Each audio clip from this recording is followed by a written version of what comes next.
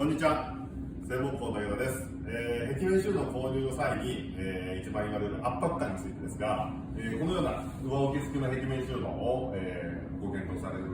方多くいらっしゃいますが、圧迫感気にしたときに、少しこちら見ていただきたいんですが、これ上置きを置かない形での組み合わせになります。これこっちの方が少なくてっていう圧迫感が少ないよねって言うんですけど、上置きを置かないことで家具の存在感が出ちゃいますので、逆に圧迫感が出るんじゃないかなと思います。聖木工の壁面収納を、検索していただいて、いろんな組み合わせをご検討いただければと思います。よろしくお願いします。